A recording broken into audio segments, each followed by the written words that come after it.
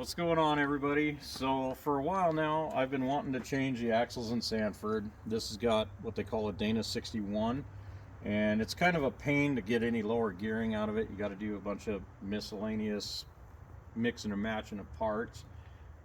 It's only got 410s in it, which has worked pretty good for everything, but I'd like it a little bit lower.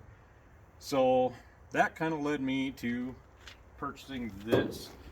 I found this the other day on Marketplace, and it's got a Chevy 60 in the front, 14 bolt in the rear, already got 538s. It's got chromoly shafts in it, disc brakes in the rear with a spool. And I thought, well, that would be perfect for Sanford, and I can pull its axles out and put those in my Commando. This also has a 454 in it that ran good when I left, but then as we were going, I don't know, when I got to the fuel station, it sucked dirt, did something, but it ran like absolute crap on the way home, and I couldn't hardly get over about 30 miles an hour, which was good because the death wobbles in this thing are so horrific. It is the worst thing I've ever driven that had death wobbles. So there's some videos on doing stuff and our Sanford YouTube that shows this thing wobbling down the road, and it looks like the body's about to fall off. So, but it's got the right parts. There's a turbo 350 in it, 205 transfer case, and the transfer case looks pretty fresh. The turbo 350, it's oily and pretty nasty.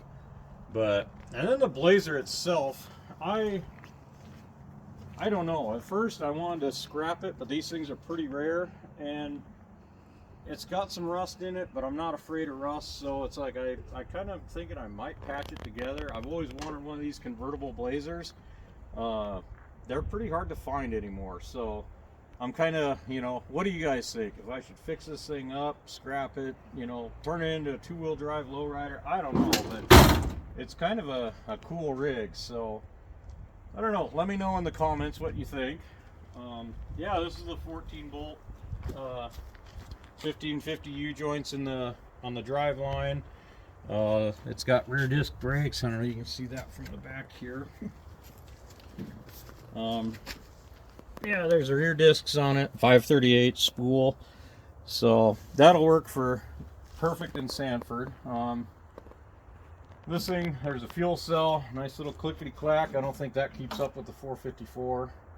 It can't pump the fuel, so that was running bad. You got to look at this dash in here. This is a definite improvement over what GM had to offer. So nothing with a little bit of 1/4-inch plate and booger welds. Then this is the ignition system. That's your starter, which is an electric switch, which you got to turn off. Ignition. And then so you knew, they put the fuel on the F in this little license plate. So F for fuel. So you can keep that.